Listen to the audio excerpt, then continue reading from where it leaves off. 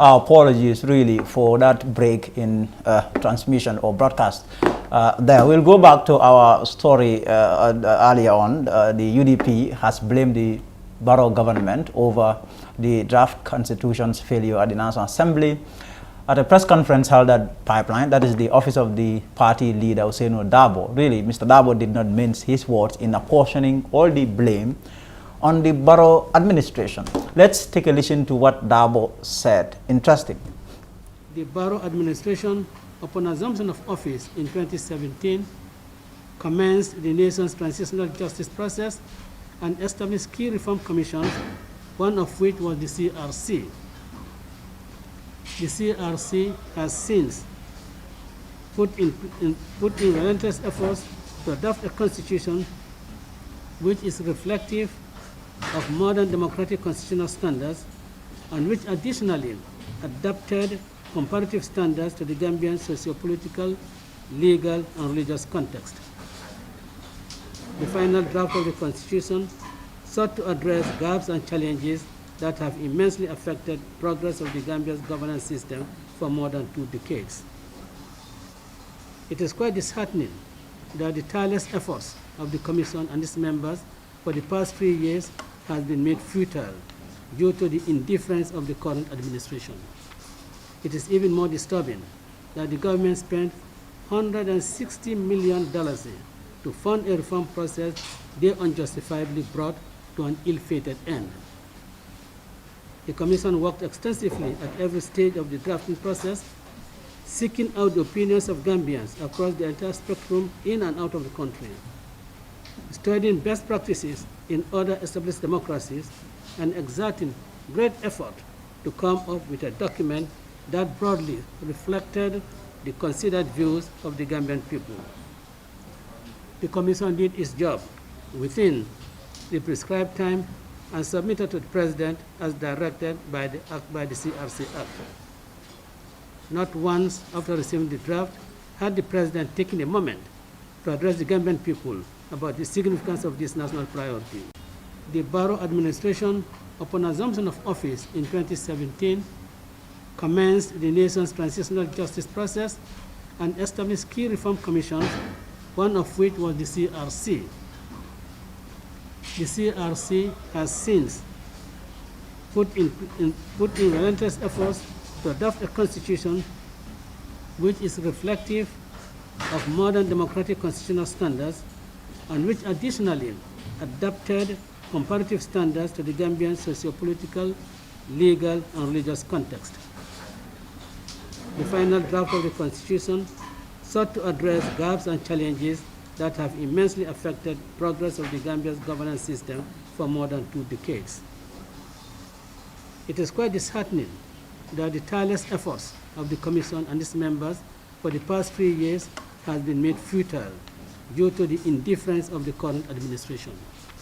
It is even more disturbing that the government spent $160 million to fund a reform process they unjustifiably brought to an ill-fated end. The Commission worked extensively at every stage of the drafting process, seeking out the opinions of Gambians across the entire spectrum in and out of the country, studying best practices in other established democracies, and exerting great effort to come up with a document that broadly reflected the considered views of the Gambian people. The Commission did its job within the prescribed time and submitted to the President as directed by the CRC Act. Not once after receiving the draft had the President taken a moment to address the Gambian people about the significance of this national priority. The Barrow administration, upon assumption of office in 2017, commenced the nation's transitional justice process and established key reform commissions, one of which was the CRC. The CRC has since. UDP became the first political party to officially react to the rejection of the draft constitution there by members of parliament yesterday.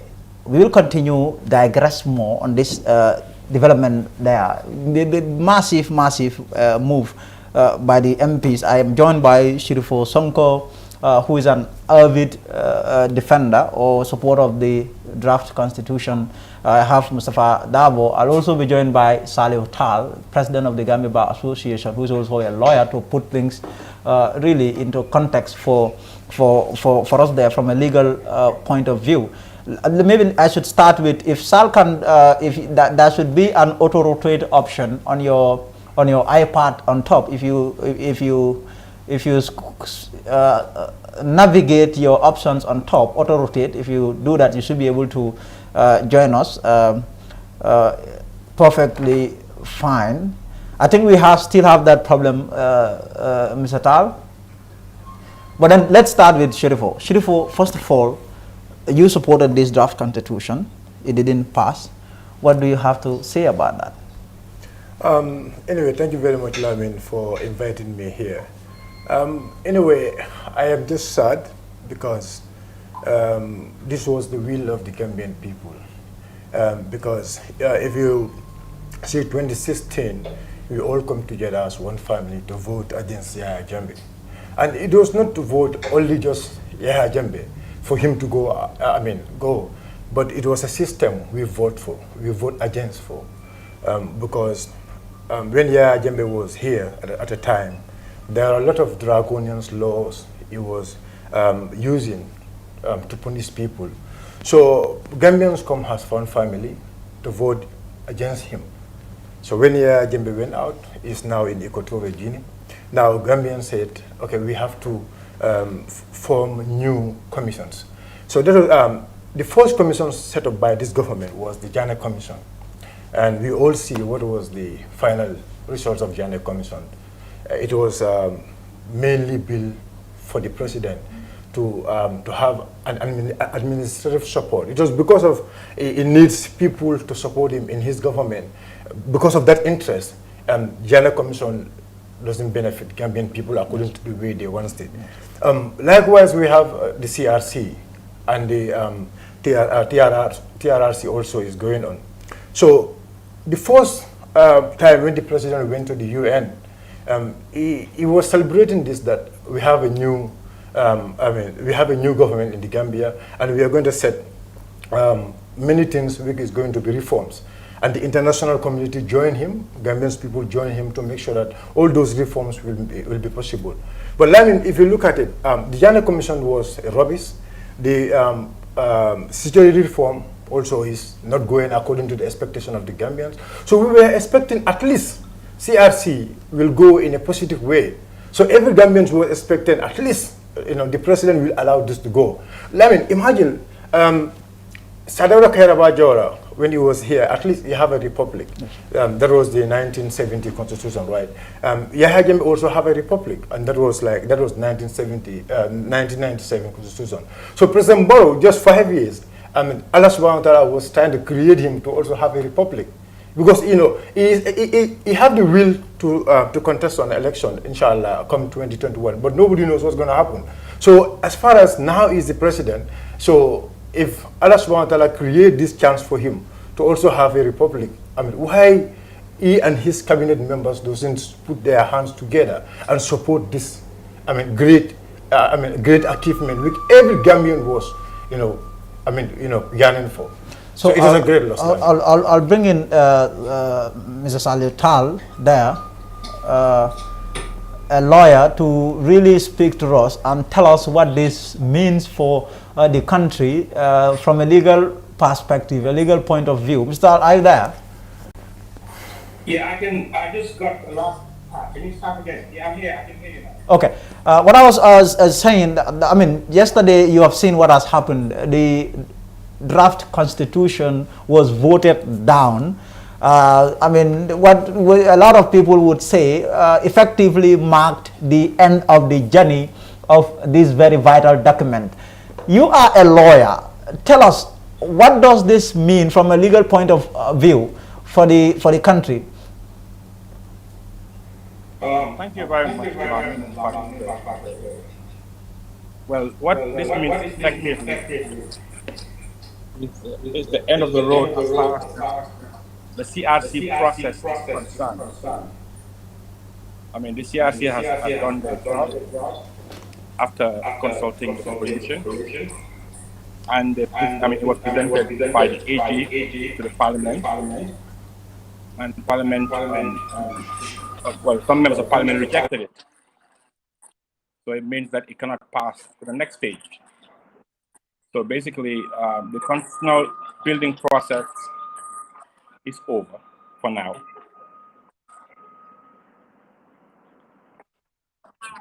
Now, what is left? What is left for the country? Because there is now this whole new confusion. People really do not know how to go about it in terms of, because there was a lot of rancor around the National Assembly's debate on the draft constitution. There are some people who still think that this document is still important. It can still become law. What do you have to say around some of those things? It's over in terms of the CRC process as envisaged under the CRC Act. It does not mean that we can start with a new constitution. And the Act, as it stands, has no provision that deals with the scenario.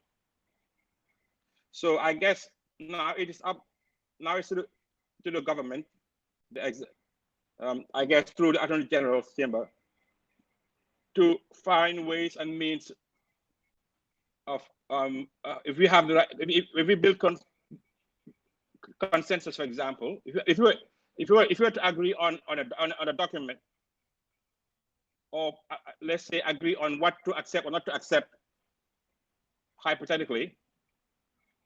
Now that the Attorney General's chambers may have to come up with a new legal framework, or change the CRC Act to accommodate the retabling of the draft in a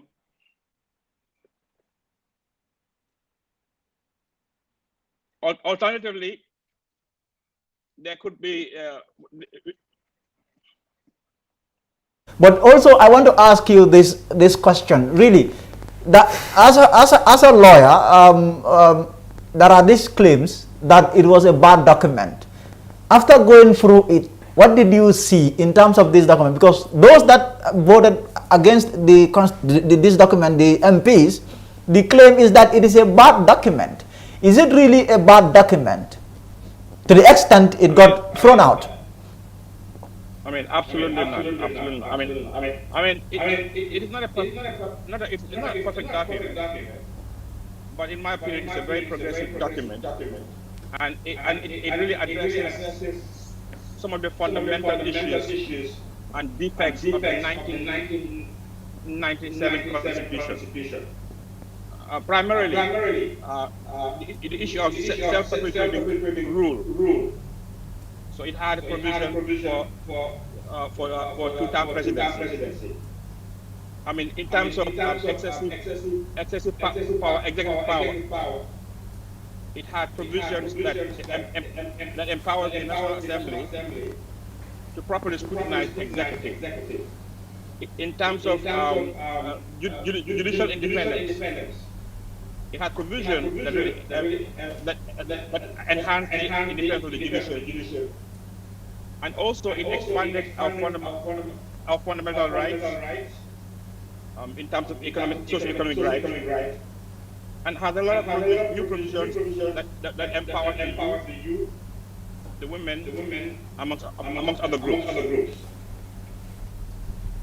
Okay, Mustafa, what we have seen today is that UDP became the first party to publicly react by holding a press conference, and really it would appear that the party is putting all the blame on President Adama Barrow and his government. What do you have to say about that? From the onset, we know that the document was not popular in President Barrow's camp. We didn't have to hear that from UDP. That was out in the open. You've heard, for example, stories on the Standard several times by advisors of the president saying that they didn't agree with this constitution and it would not be passed. I need not mention names, but these were out in the open. So it was not a secret that the president's camp didn't think it was it was a document that needed to be supported from their side. So I think we knew that from the beginning. One man that the UDP came after is the Justice Attorney General, of course. He was the man who brought this bill, and people expected him to come and put forward a compelling case, at least according to the UDP. Before we come to that, I have a clip of what Mr. Dabo had to say about the Attorney General, Minister of Justice, Dauda Jala. That the Attorney General did not speak to the motion. It was quite obvious that the Attorney General's responses were, well, this is not a question of not understanding, it is a question of not agreeing.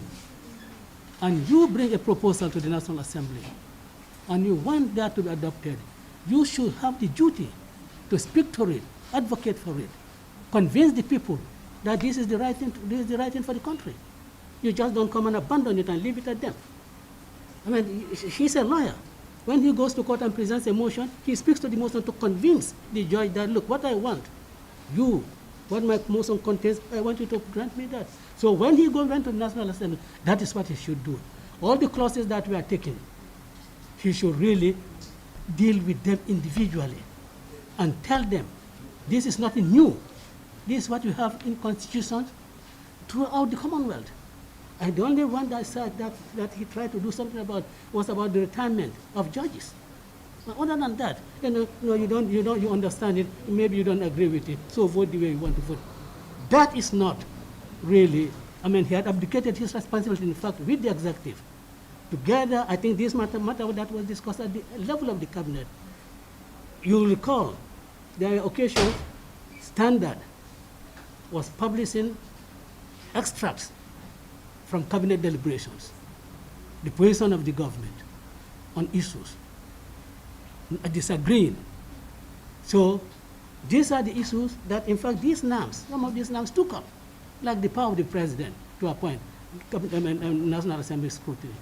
But the Minister of Justice knows that you look at the Constitution of Ghana, it's there. In Nigeria, it is there. The Constitution of Nigeria is there. In South Africa, in all these countries. So he should have, Army Council. So the law it's already there. So why this time? It's because the president doesn't want Mr. A nominated by him for National Assembly to say, no, this is not a fit person to hold ministerial position or to interrogate the person.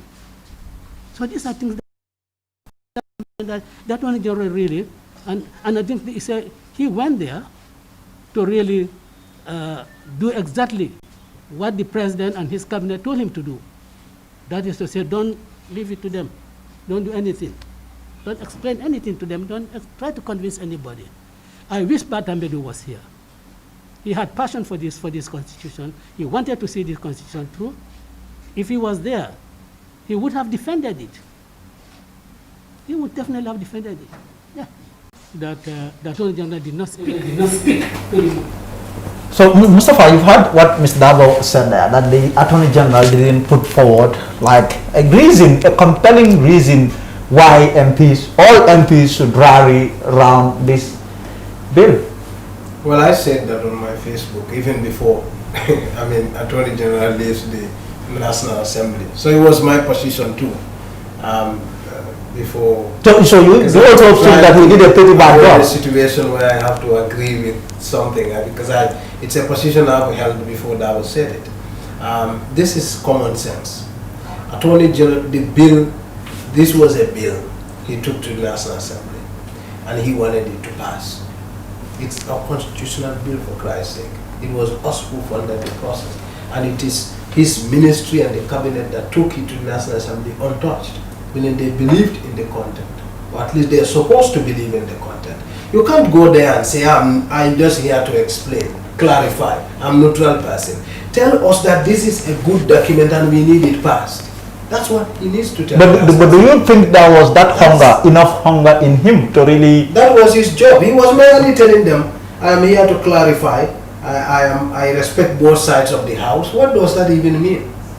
Of course you respect both sides of the house. But that does not, arguing for the constitution to pass doesn't mean you disrespecting anyone. You are simply telling them that this is a good document, and from our own point of view, we think it should pass. But clearly, it was always going to be a problem for the Justice Minister or the Attorney General to do that when you have members of cabinet who had been expressing their reservations about the document. I don't think so. Unless if Attorney General is compromised with the cabinet on that decision. We already know what the cabinet's position is, because everybody has read what the cabinet's position paper to CRC was about. You understand? We know what the cabinet's position is. But Attorney General had shown us that he shares the same position, and he didn't want it to pass. He had made no attempt to even convince one lawmaker to vote for the Constitution. He was saying, I am neutral, I'm only here to clarify. No one does that. You've been following parliamentary process. Where on earth have you ever seen an executive member, a minister, bring a bill to the National Assembly and is telling lawmakers, I'm neutral on this? And not defend it. And every bill requires you to advocate or accept them, advocate for it to be passed or rejected. I think I'll come to Sal now. Mr. Tal, I mean, what do you, I think we don't have Mr. Tal in there, but then, Sirvo, what do you have to say about that? The fact that people are saying the Justice Minister didn't do well enough. Yeah, I mean, yes, what Mustafa have said, that's the fact. Not only Mustafa or Mr. Dabo, every Gambian will understand that the Justice Minister was only there because he had to be there. But he was not there to defend the Constitution. Okay, let's just take this as an example. When they want to have a state of emergency, we see how the Justice Minister have to convince the members of the National Assembly, because that's what they want at that time. So the way they were able to convince the National Assembly members, or they were trying to convince the National Assembly members to approve some certain bills, you understand? The same way he has to be there to convince the members of the parliament to accept the bill. But the minister was not ready for that. Let's say, for example, many National Assembly members were saying that why the judges need to be paid up to the rest of their life, whilst some medical practitioners and security officers doesn't have that kind of privilege.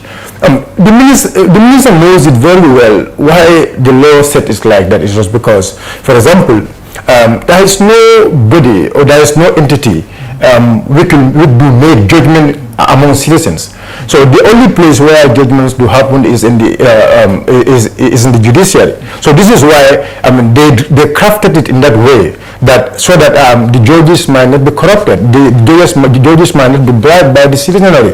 Because, like, for example, if you expect that if you are a judge, don't you think it would have made more sense for to push for people to be honest enough? No. I mean, I understand. Instead of buying them, by paying them. They are not buying them. They are not buying them. It's not like that. They are not buying them. He said something with regards to the judges. Yes. I think that's one area where he had made some effort, a little bit of effort. Okay. To argue. Yes. To sort of say, well, but you see, after people leave as judges, they are not allowed to get back to legal practice. They are not allowed to go back and become lawyers again. You see, this is the reason why we need to keep them on a wage. And that is a very good argument. That's a good argument. Yeah. But he had made no effort in other areas. And here is one major thing he refused to do. You are appearing so ignorant in that place, and you are telling them, I don't know about this one, I don't know the rationale of this one, but the act simply tells you that you can put commissioners in that place. Why didn't the minister tell the National Assembly yes. that because I am not the one who created this draft, I am limited in my ability to understand the rationale of certain things. Let me get you the commissioners to answer your questions. Yeah, if we wanted really a debate in the National Assembly on the content and the intent behind the content of the draft constitution. He could simply have done that. Withdraw, get the commissioners on the assembly floor to accept, because the act had catered for that. And such things happen in the parliament. I remember when I just have sorry to cut you there. Yeah. I just have now Ahmad Jite is joining us. I'm sure since yesterday my Barino there has been dancing. I think Ahmad is. I think we have Ahmad Jite now. Ahmad, are you there? So, but then now let's get to Sal. Sal, what do you make of the UDP press conference there, and the fact that what the party is saying is that it is the Justice Minister who didn't, or the Attorney General, let me use his first, role there, to present or make a compelling case that would convince or persuade the MPs to really understand and conclude that this is important and that they needed to back it. Hello. I have not watched the UDP press conference, but I just had bits of what was talking about in respect to the Attorney General. I mean, of course, it's the duty of the executive to promote the bill in Parliament. It's not that because this was an executive sponsored bill through CRC, and now the duty to promote this bill. In terms of his performance, it's a matter of opinion, in my opinion. Do you think he did well? Put it in context. Hello? I think he played safe. He played safe. He did not. Let me explain myself, please. I think he played safe because I think because of the way the whole debate was politicized, and he was not part of the CRC. I mean, he did not go around the country to know what people said, or the rationale behind it. So he simply presented those arguments. I mean, to the floor. That people should look at what's in the report, and then he sought to explain what is the consequences of not voting for the matter to proceed to the next stage or not. I think that was his focus. I think okay. Yes, let me bring in now Ahmad Jite, who really was against this draft constitution. He thinks it's that bad, and he was one of those people that campaigned against this draft constitution. There, Mr. Jite joins us from Canada. Mr. Jite, are you there? Yes, I'm here. I'm not sure if my voice is clear. Where I am it's a bit noisy. So I don't know. We can hear you loud enough. We can hear you here. Just quickly tell us, why did you choose to campaign against this draft constitution? Well, first and foremost, I was very happy when the whole issue started, because I felt it was one of the objectives of the coalition government when they came into office, getting a new constitution and having to create a new pathway for our democracy. And You know, when the act was passed to the parliament and, you know, the body was formed, I was one of those that was very active in promoting this outreach, especially when, you know, they went outside of the Gambia. I worked very hard with the ambassador at the United States, Fadera, to, you know, kind of advertise this as much as we can for everybody to have their views heard by this committee, which I guess was done extensively. People expressed their views, people made clear what they want in the constitution, but at the end of the day, I don't believe this commission put in what people asked them to put. So as a result, I felt it's a waste of money on their side.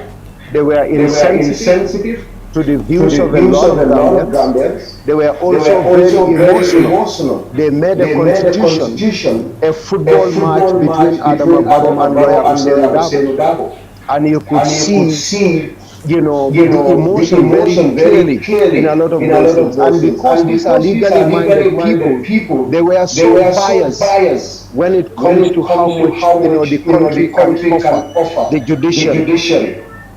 I felt that's too much to accept from people of their caliber. So we have to send it into the dustbin. You have to send it to the dustbin. Who did you say again? You know, caused this, made it a football match between President Barrow and UDP.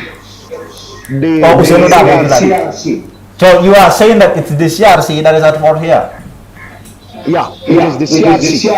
And by looking at this document, it's like a lot of things that favor Barrow don't do it. A lot of things that favor Dabo. I don't think these are my views, and you know, I would express them as clearly as I can. I cannot even be hesitant. So that's what they did, and we felt, you know, we do not need a constitution that targets individuals. We need a constitution that is out to unite Gambia, that is out to treat and see everyone as bona fide citizens. And I felt as Ahmad Jite that this is so much of an insult, that a document that we paid so much money for you to create for the Gambia, you exclude everybody and went and made a football tournament between Adama Barrow and Hussein Dabo. But when you say a football tournament, can you be specific? What exactly is there that made it a football tournament? Can you repeat that, please? I am saying, you are saying they turned it into a football match. I am asking you whether you could be specific really to tell us what made it so. So let's have a look at, let's say, for the case of Adama Barrow. Because I mean, we all believe that Gambia, we've voted in a new democracy, we ushered in a new democracy for a progressive society. Gambians said we need two-term limits for presidents. When this constitution comes into effect, Gambians say that.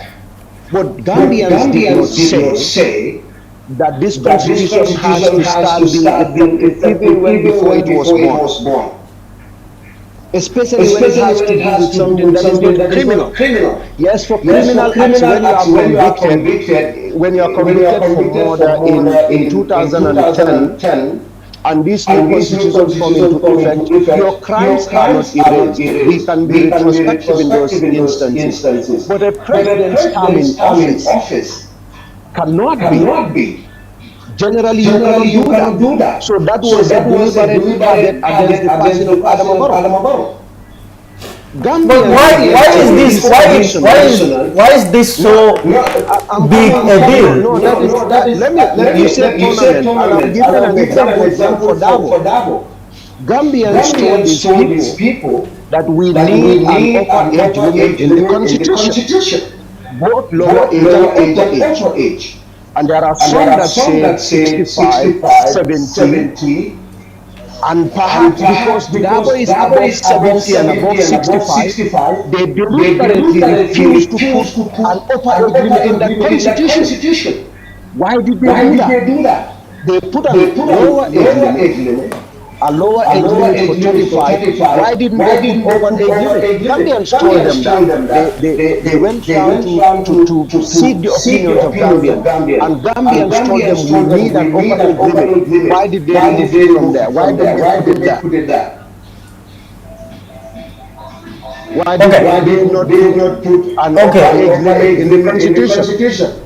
Okay, let me bring in Sal. Sal, what do you have to say about that? The fact that, you know, this was a President Adama Barrow versus myself. I wrote an op-ed earlier today, and that is how I saw it. I think at some point it became this whole, you know, competition between President Barrow versus Usainu Dabo. What is your opinion on that?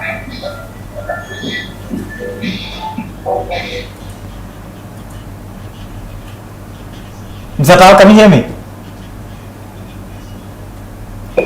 Let me bring you in there. What do you have to say about that? Okay, yes. Can you hear me? Yes, I can hear you. I think it's rather. I had a question. I had Mr. Jitter's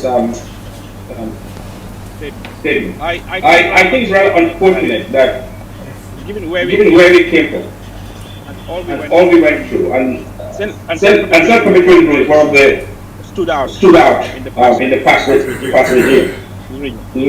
Now the reducing the issue of the solemnity of this question of the building process to a football match between Dabo and Barrow is rather unfortunate. And I think my opinion. This is your opinion. When they went down and took our views.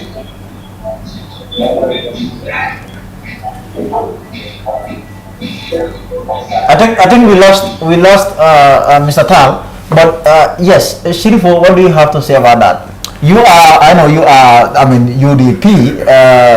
What do you have to say about that claim that this was Barrow versus Dabo, or Barrow versus UDP, or NPP versus UDP?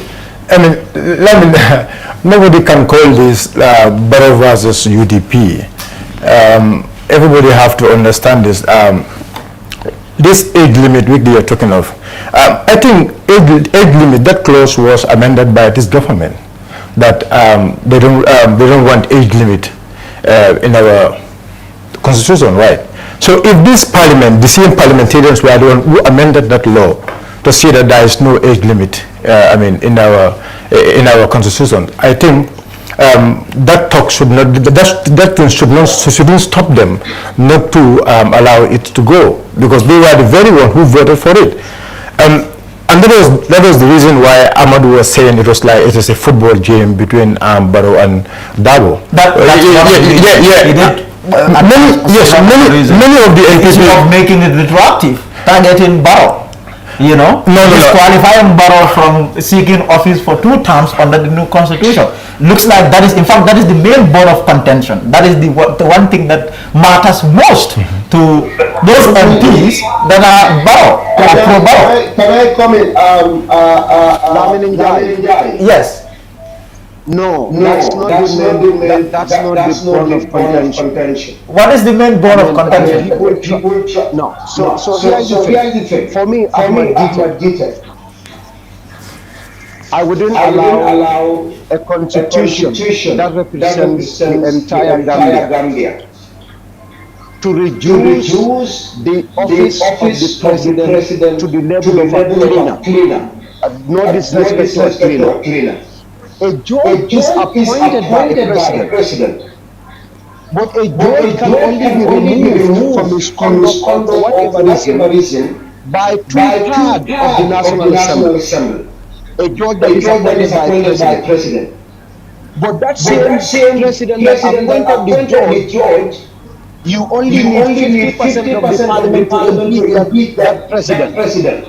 A National Assembly that is elected by Gambian people, you need one-third of the electorate to recall the National Assembly. What kind of disrespect is that? A judge that is appointed by a president that is elected by the entire country. You may be removing a judge much more difficult than the president. That's a joke. The second thing is, I'm talking to you about main contention. People just talk about term limit. That's not the issue. How do you give 100% salary for a judge when you retire? A judge retires when you are active. You have $10,000 salary. So when you retire, you are going on with $10,000 salary. 100% benefit. The budget for judiciary, for instance, when it is 100 million this year, next year it cannot go below 100 million.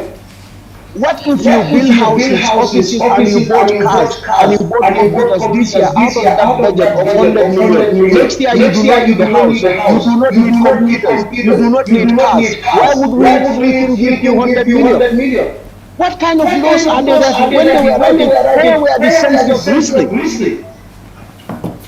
You give the budget to me this year because you needed a car, you needed, you need laptops, you need offices, office complex, you need best of for judges. Would you have to buy a car every year? No. Yes. Why would we give you that amount of money for the following year? You have so many outrageous things that I have never seen anywhere in this world. No history. Tell me a particular country. They got it from nowhere.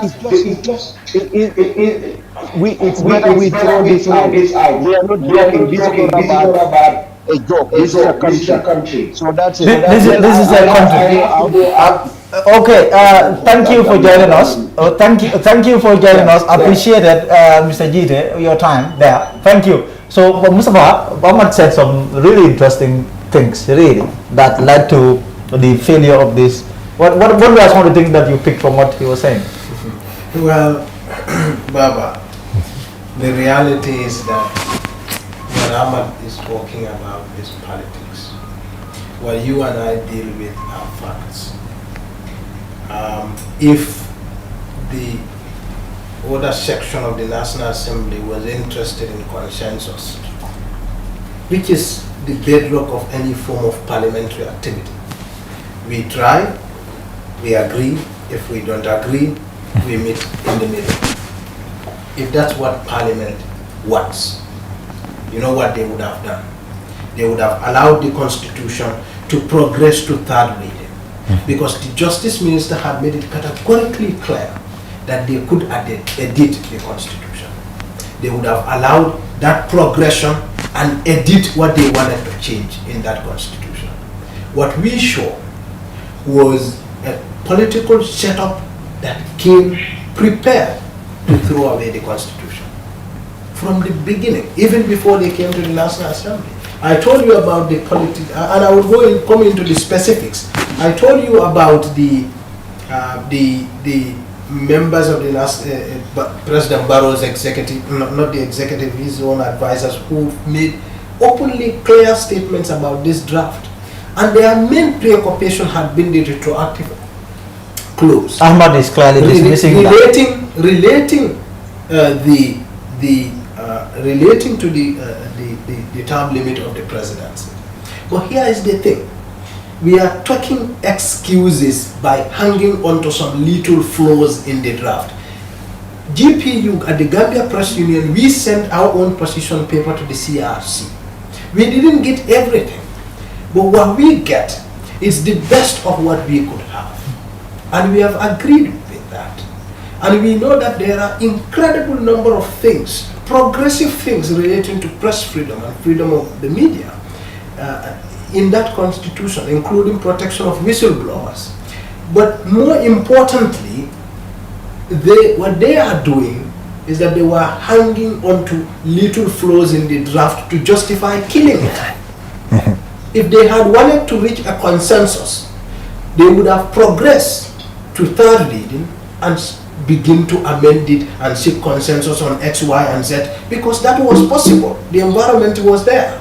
And three, when he was talking about Gambians talking about term limit, when CRC went around, when Gambians were addressing CRC, they said, we want term limit. Go and read their report. Term limit for our president.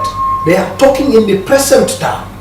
That means as they were talking, they had Barrow in mind. Barrow was their president.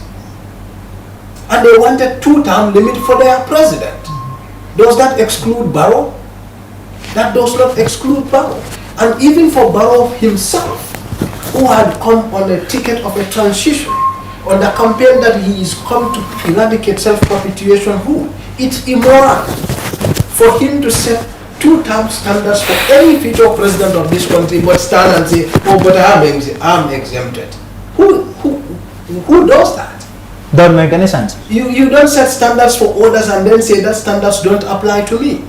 But then also, how can you the same also people say, or retroactive aspect of the focused on that retroactive aspect of as it applies to Barrow, but advocate for upper age limit on the basis that the retroactive aspect of the 2-term limit is denying Barrow of his vested right. But it would not deny 18-year-olds, upper age limit would not deny 18-year-olds of their vested right? Of course, it will. It will. It will. So you see, there is no logic even in the argument. The whole point is the team was prepared to reject the draft, and successfully they did it. Congratulations. Sir, I'll allow you to maybe make your final comments. Really, I know you are a busy man, so I'll let you to make some final comments. Yeah, I think Mustafa has really addressed some of the issues raised by Mr. Gide. Now I want us to shift away from the pros and cons. Obviously, each group has their own arguments, rightly or wrongly. But at the end of the day, now the draft constitution, the bill has been aborted. Where do we go from here? I think we need to start thinking about it, because I need to remind this government that the NDP, the first pillar of the NDP is about restoring good governance, respect for human rights, and rule of law, and empowering the citizens through different centralization and local governance. This is exactly what it said. And in that very document, one of the first things they said was to introduce a constitution that make sure that happens.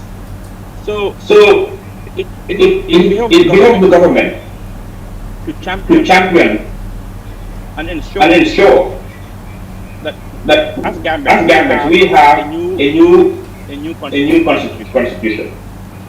So we have to really sit down, all stakeholders, and decide how to move on from this calamity. Because to be honest, like Mr. Bass said, if granted they raise concerns, the only way those concerns will be addressed would have been to vote for it to go to the committee. And at the committee, CRC would have been invited to come among other experts to explain why they accepted some recommendation and others why they did not. Despite the fact that they see the report, they could clarify. And at the end of the day, if they can reach consensus, they can come back to the floor and pass it. And if those who are not happy, I think we have lost Mr. Tal there again, but that would be it from him. So, Shilfo, I mean, we've heard what Ahmad has said. The fact that really there was a lot of issues that this draft constitution didn't address, and this was the reason why it was rejected. Anyway, I mean, I heard all what Ahmad have said, but Lamin, what is more important here is this. This thing was set up by this government, and it's the same government who make their own decision to reject it. You understand? And if you know that you're going to set something and later reject it, why even setting it up? And some of the rights of, for example, some of the rights these National Assembly members are talking of, when they were making the law, when they were making the CRC Act, there are a lot of things today they are demanding. They will have raised those concerns during the time when they were setting up the CRC Act, like giving chance to the Commission of CRC to also take a podium. Okay, but even today I read one post from Madi Jobate, which I understand. Even the minister could even invite the chairman of CRC to come and help him to explain more in details there. You understand? But he failed to do that one. Look, Lamin, these people think they win, but this is not a matter of winning. This is not a matter of winning. Something set up by yourself. Imagine the bill we went to the parliament by Alaji Jawara. If that bill was not supported by these National Assembly members, what will they say? They will say they lose it. So this, again, the same government are the one who took this bill to the National Assembly. And again, the bill doesn't go anywhere else. It didn't go anywhere else. Many of their supporters are saying, I wanted you to tell us. I just want to the CRC chairman, this is the man, respected man really, a top legal man, man entrusted with this job. Apparently this is rubbish. And sent to him, someone does a job and you tell him that this is a bad job that you've done. Well, how would you which is normal in a democracy. I guess the CRC Justice Jallo expected that. I think that he knows that he has led a process that's going to be controversial because constitutional building process is also it's a political thing also. It has that political because you need to make a lot of compromises. And you've seen CRC. If you read the constitution with that kind of eyes, you know that CRC has made a lot of attempts to reach a compromise in a lot of contentious issues, including secularity, include a lot of issues. They've tried as much as they could to reach a compromise because as much as they want a good constitution, they also want a constitution that could pass through a referendum. And they know that if they put unpopular decisions in that constitution, it would not pass through a referendum. But even the impeachment of the president that these people quote, they only hang on to the fact that on the aspect that applies to the National Assembly, not all other processes that you need to follow to impeach a president. That's not an easy thing to do. But they would rather hang on to, like you show people some aspects of the picture and leave the rest out, because that short, snappy picture you show fits your narrative. And that's what they were doing. And with regards to judges, because the draft was saying that after judges leave office, they could not work, they can't go into private practice. So what do you want? If I serve this country and after leaving my office, I can't go into private practice as a lawyer. You want me to stay somewhere and get somehow sustained by some kind of income. We can debate and reduce that income. That's for us to do. But if we held the contempt and the Constitution and the CRC with contempt and feel that they are against us, and that's what you show, and that's why you show that passionate argument, they would have just passed it to the committee stage and as Sali was ruling to, and try to seek a compromise on a lot of other issues. One thing that was being bandied the entire time has to do with the man who, one of the most important people that matter in Gambian politics, Dabo, whether he was qualified to run under the 1997 constitution, whether he was not, whether the 1997 constitution disqualifies him. People say this that draft constitution favors him a great deal. That is why UDP MPs voted. No, Lamin. That was. You see. But before we go into the discussion, yes, let's listen to what Mr. Davo himself said when the Part2 network asked him that question, whether he was. My name is Jaka Sisijete from the Part2 network.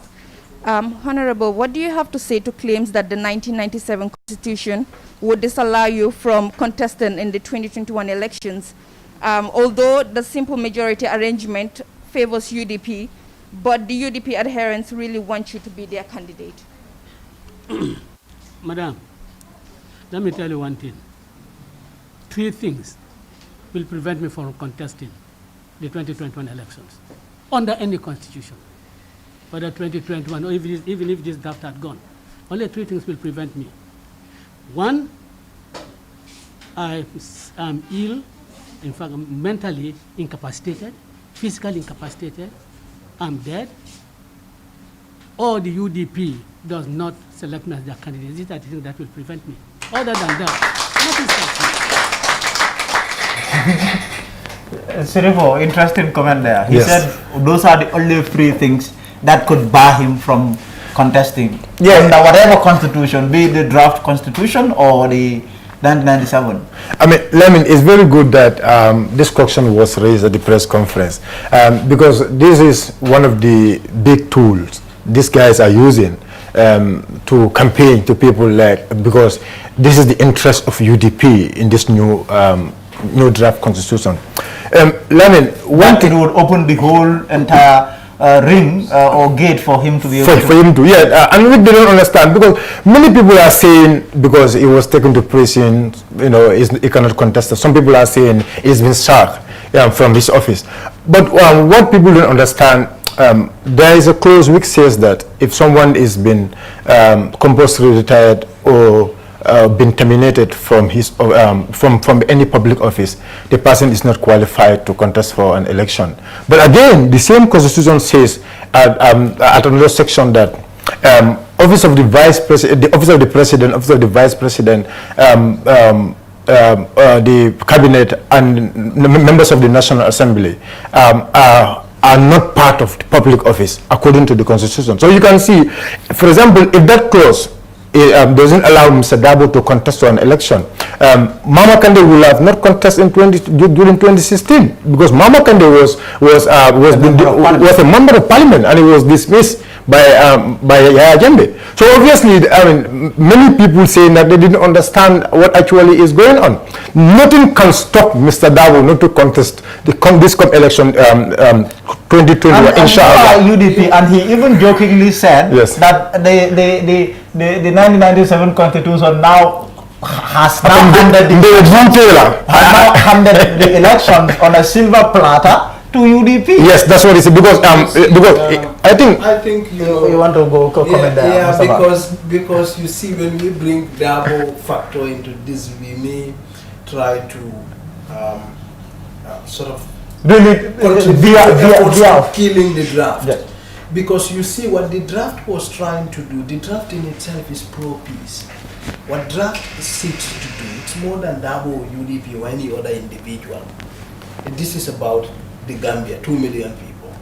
And what the draft is doing is to make sure it encourages participatory democracy so that anybody who is going to be president of this country will have to get 50 plus 1% of votes cast in this country. And that's pro-peace, you know how?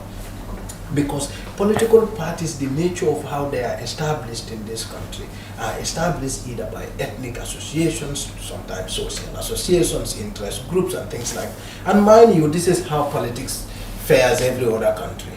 Politics is interest alignment, if you like.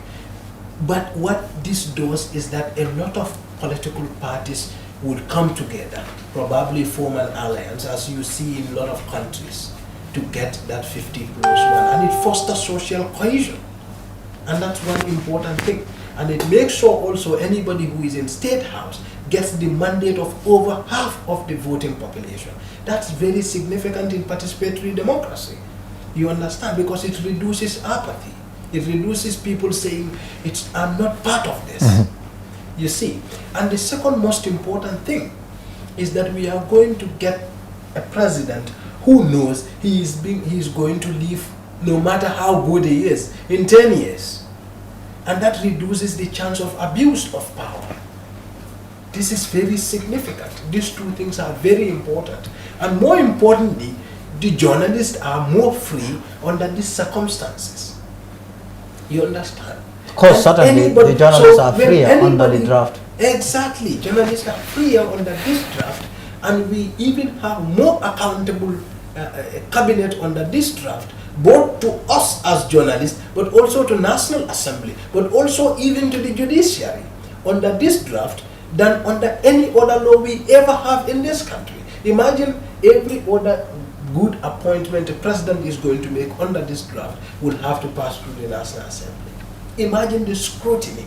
We have had a test of the appointment of the public, of the ombudsman, the appointment of the Armed Forces Commission, and we see the test of it. We see the significance of why Parliament ought to be involved in major appointments, because they scrutinize. And in this country, you wouldn't have to have a situation where you appoint someone and it doesn't occur to you that the person either doesn't have the age requirement or has a criminal past, or because in the scrutiny, all those things come out. You understand? So the drafters are not, they are not you and I. The drafters are people who are lettered in law, and they knew what they were doing. You understand?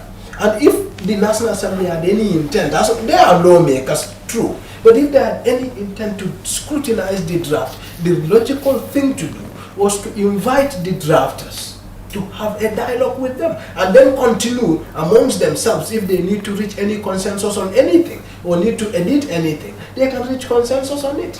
But what you saw on that day was not anybody with intent to change anything. It was people with intent to kill it. What is the lesson for you, Sirifo? Now that this has happened, what is the lesson there for you? I mean, this is just a start of dictatorship. Some people might say dictatorship have started well before today, but this is the time. It is very strong because whatever the Gambian people say, these people will say this, and their word stands. But don't you think UDP? I mean, you are UDP, so UDP's issue with Barrow is personal. You are speaking along personal. How am I speaking? Sentiment. How am I speaking? You are talking about dictatorship. Is it really a dictatorship? Yes, it is becoming to be a dictator. Because imagine, look, if President Barrow respect Gambian people and he believed that it is because of the voice of the Gambian people or the power of the Gambian people he happened to be in that office, at least he will have come out like the way other political party members come out and then support this draft. But because if you see it didn't come out, it's because, I mean, he is not in support of this. He doesn't want anything to reach to the people. So now Gambian people can understand that. You understand that President Barrow will use all these draconian laws. Whatever law we can give him power, he will use it just to make sure that he remains in power. Because this is one of the red light or that President Barrow wants to be in this place forever. But do you think President Barrow wants to challenge UDP under a simple or first past the post arrangement? Do you think that is what he wants? Do you think? No, that's not what he wants, because he knows it very well. But no, that is what clearly that is the matter of discussion here actually is not about UDP and President Barrow, in fact. But let me tell you one thing. Everybody knows that, 100% knows that when you go to pool, even today, UDP is going to have even 50 plus. So now all that difficulty is not there now. We are just going to finish him one. We are just going to finish him in the first go. Yeah. So when you say you are going to finish him, we are because UDP is going to win. No, that is not going to be. We don't even need to do more campaign. President Barrow have campaigned for himself already. He have campaigned for UDP now. That you are saying he shot himself in the foot. Yes, that's what you are saying. Yes, because he knows very well. I just want to tell you something. I heard from one National Assembly member, that was the PPP guy in Banjul. He was saying that because that time he want to use the diasporas. He was saying if they don't allow the diasporas, whoever is having citizenship from other part of the country, if they don't allow them, if this constitution doesn't allow them to be able to contest in the presidential election, he is not going to vote for this constitution. That was the reason. That was his main reason, right? But when we go to 1997 constitution, the same thing is what is there. Because 1997 constitution also say if you are bearing a citizenship of another country, you cannot contest the presidential election here. So now you are saying the reason you are saying that you are not going to support this, that is already in that other one. So why rejecting it? Why rejecting it? Mustafa, before we go, finally, what will be your final comment really on the draft, the rejection of this document, and how things are going to play out in the coming? I mean, we are heading to elections. One expects next year to be rowdy as we move or edge closer to the elections.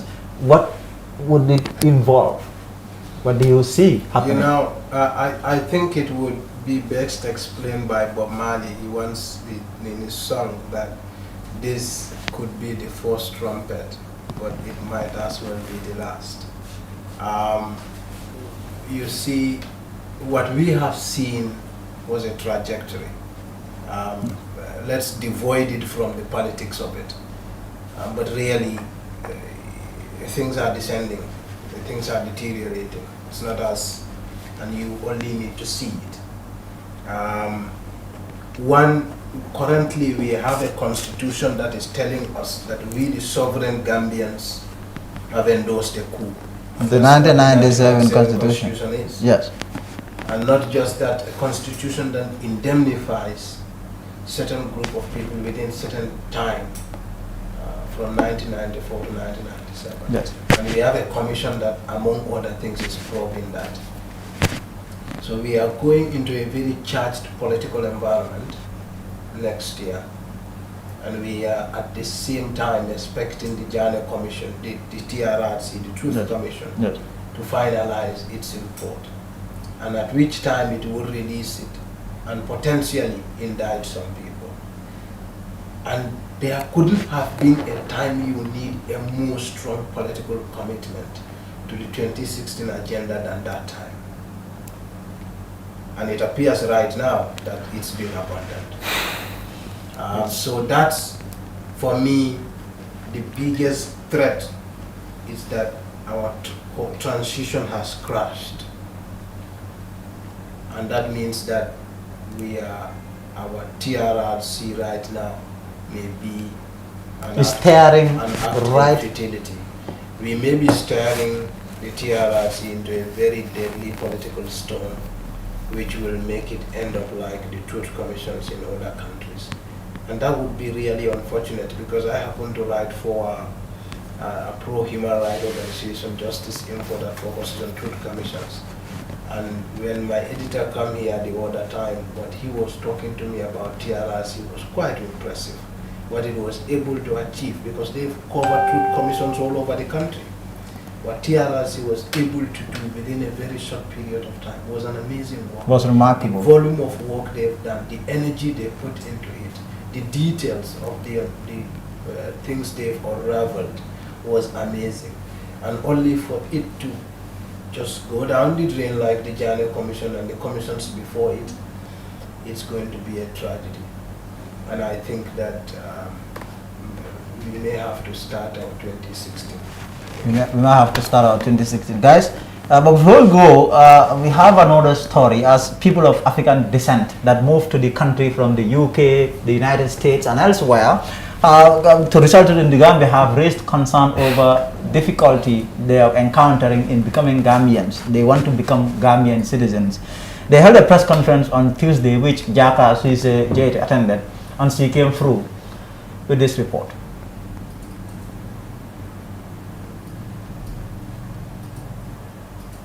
The Council of African Descendants in the Gambia that have repatriated permanently have raised concerns about their non-inclusion in the recent 2020 draft constitution. The council on Tuesday was launched and alongside organized a press conference at the Hyperlink Village Resort in Kololi. Members of the council raised numerous concerns of not being part of Chapter 4 of the draft constitution, which deals with citizenship. We as people coming over to this country to settle, we've contributed quite a lot to the country. And we found ourselves, particularly very recently, in a very, very awkward situation where our contribution almost amounts to nothing in the eyes of the people who are in power here. This really came to the fore when we started to look at the Constitution and what it meant for us as people who are resettling here. Because the Constitution basically labeled us as aliens. It had no reference to who we are, and whereas in places like Ghana, you know, people were welcoming back people from the diaspora with open arms and giving them automatic citizenship. And, you know, here we're fighting for automatic citizenship because we feel that what Gambians have to realize is that we are you and you are us. You know, we weren't asked to be taken away from Africa. We were taken away from Africa. So our foreparents were maybe your aunties or your uncles or maybe your grandparents or great-grandparents.